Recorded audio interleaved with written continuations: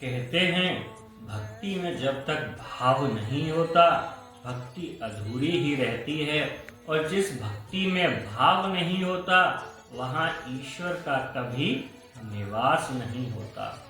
एक सच्ची घटना है, एक संत महात्मा थे, वो राम कथा कहा करते थे, बड़े भाव से राम कथा करते थे। जहाँ भी वो राम कथा करते लोगों को पता चलती, लोग दूर दूर से उनकी राम कथा सुनने के लिए वहां आते।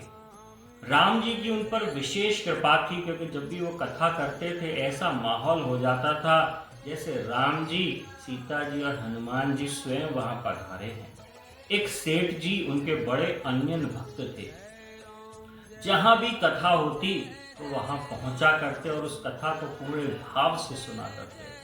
लेकिन अक्सर वो देखा करते थे कि जब भी वो संत कथा कहते अपनी व्यास गद्दी पर एक छोटा सा आसन लगाते, हाथ जोड़कर हनुमान जी का आह्वान करते और हनुमान जी को स्थान देकर स्वयं उस व्यास गद्दी पर विराजमान होते। हर कथा में वो ये चीज देखा करते थे। एक दिन उन्हें बड़ी उत्सुकता हुई।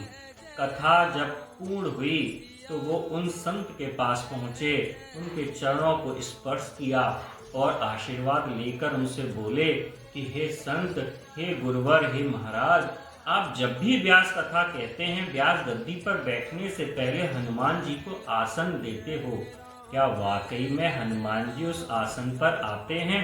वो संत मुस्कुराए, बड़े सरल स्वभाव से बोले, आप क्या चाहते हो, देखना चाहते हो? वो सेठ जी बोले, बिल्कुल देखना चाहता हूँ। मैं भी तो देखूं कि जिस राम कथा को मैं इतने समय से सुन रहा हूँ क्या उस कथा में हनुमान जी आते हैं?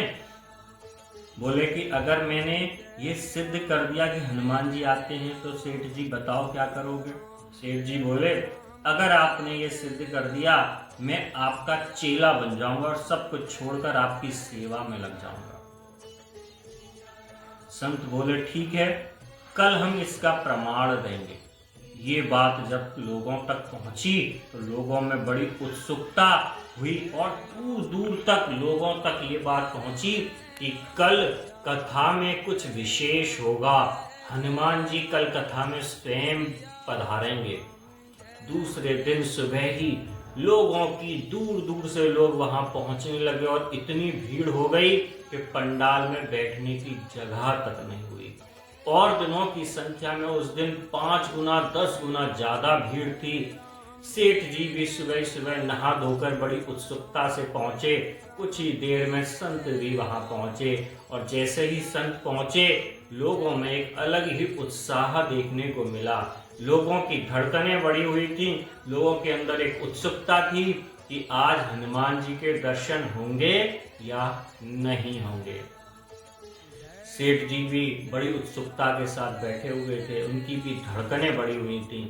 संत महात्मा पहुंचे, उन्होंने व्यास गद्दी को प्रणाम किया। प्रणाम करके उन्होंने हनुमान जी को याद किया और बड़े भाव से बोले कि प्रभु, आज तक तो मैं आपको आसन देता था, साथ ही ये विश्वास मुझ में भी था कि आप विराजमान होते हैं, लेकिन आज ये संत के साथ साथ ये भीड़, ये लोग, ये भक्त, ये सेठ जी भी आज आपके होने का प्रमाण मांग रहे हैं। कहीं ऐसा ना हो कि इनका ये विश्वास टूट जाए और मेरा जो विश्वास है कहीं वो ना टूट जाए, क्योंकि अगर ऐसा हुआ तो इन लोगों के मन से राम कथा के लिए जो भाव है वो कम हो जाएगा। प्रभु, आज मेरी लाज तुम्हारे हाथों में है। ऐसा कहते हुए उनकी आंखों से आंसुओं की धारा बहने लगी। उन्होंने व्यास गद्दी को प्रणाम किया, हनुमान जी के लिए आसन लगाया और फिर हनुमान जी को प्रणाम करके स्वयं व्यास गद्दी पर विराजमान हो गए। व्यास गद्दी पर विराजमान होते ही लोगों में एक अलग ही उत्साह, एक अलग ही उत्सुकता थी कि आज हनुमान जी आएंगे या नहीं। संत महात्मा ने सेठ जी को इशारा किया, आओ और प्रमाण देखो, इस गद्दी को उठाओ। सेठ जी उठे, उनकी धड़कनें बढ़ी हुई थीं। जैसे उन्होंने गद्दी को हाथ लगाया उनके रोंगटे खड़े हो गए, वो पसीना पसीना हो गए।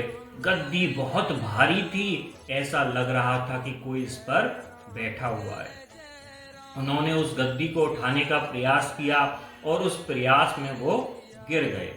दोबारा से उठे और उन्होंने पूरे जोर से गद्दी को उठाने का प्रयास किया, लेकिन गद्दी अपनी जगह से नहीं हिली।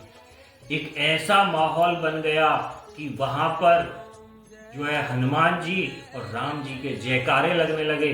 जय श्री राम और जय हनुमान की गूंज दूर दूर तक गूंजने लगी, क्योंकि आज हनुमान जी स्वयं उस कथा में विराजमान थे।